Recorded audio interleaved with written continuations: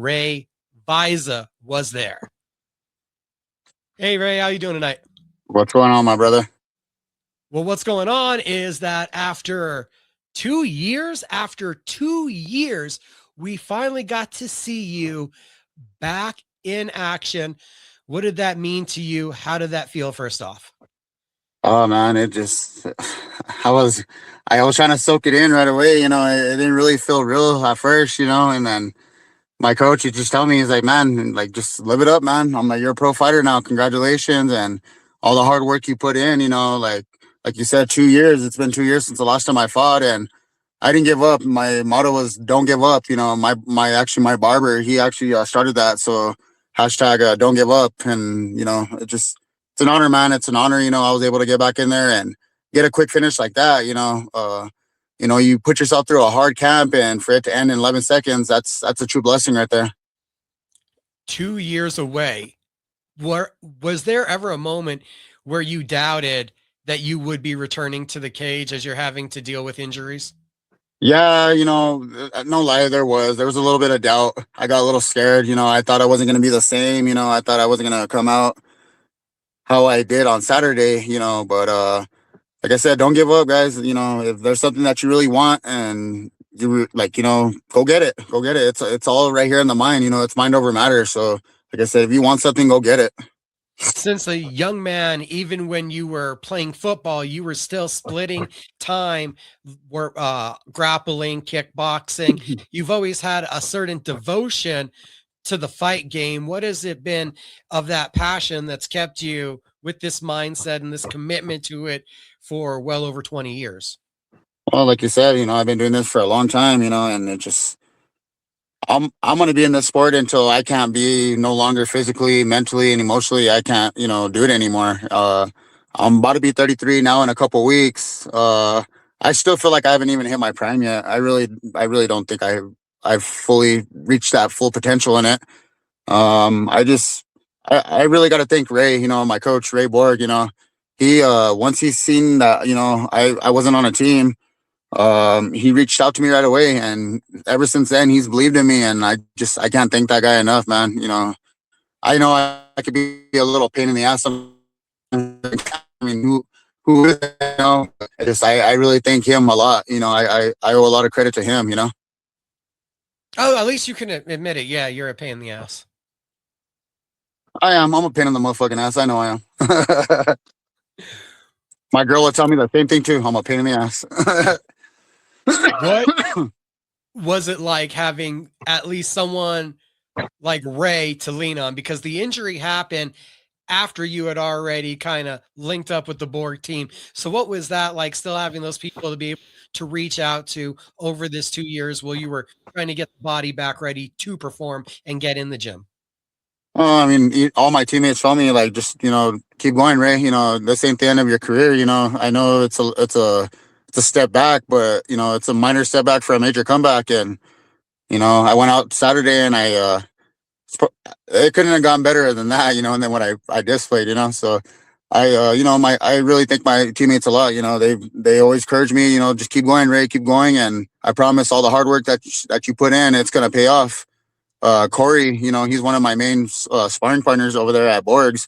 He messaged me, and he's like, "Hey man," he's like, "do your thing out there, bro." He's like, "I know you're gonna come out with the W, and God bless you, and yeah, God be with you." And I appreciate guys like that. You know what I mean? I'm not trying to single anybody else out, because I love every single one of my teammates, and I'm very appreciative of you guys. What was the process like of trusting your body again in training? At first it was a little scary. I took a couple of months off, and I rehabbed. I didn't get surgery. I didn't need my injury wasn't bad enough to where it required surgery. But yeah, it was a little scary at first. I wasn't running. I wasn't doing any like hardcore training. And then one day, I woke up, and I just, my knee felt good. So, I said, what, screw it. I'm gonna start training now, and I want to start training for a fight now. Obviously my last one now in August, I was supposed to fight Carlos, and he backed out, and it is what it is. I moved on. I got this fight, so now it's just about staying humble and moving forward, and just hopefully rack up a lot of wins, man. Because I'm trying to make it big in the sport. It was a couple months ago. You thought you were going to make that return with the Carlos Pacheco fight here in Albuquerque. In retrospect, do you see any advantages to that delay, to having some more time to prepare for what was last weekend? Yeah, no, it did. In a sense, a way, it really did give me more time, to prep for another fight, especially this guy that I just fought, Cameron Scalio. The guy is really, really good. Like, after this fight, he's gonna win fights. He's definitely gonna win fights. And the good thing about that is that when he wins, that brings my stock up because I got that W over him. And the way I finished it, 11 seconds knockout, the guy, he's tough. He's a real tough fighter. So, yeah, man, it's just, I'm gonna use this as motivation, and stay humble. I really want to stay humble. I don't want to get a big head and then it like turn on me. You know what I mean? I just want to stay humble and I just want to do what's best. I don't call it bragging if I ask though, did they did you have them leaving knowing your name because Ray Vaiza doesn't have the same ring to it as Ray Vaiza?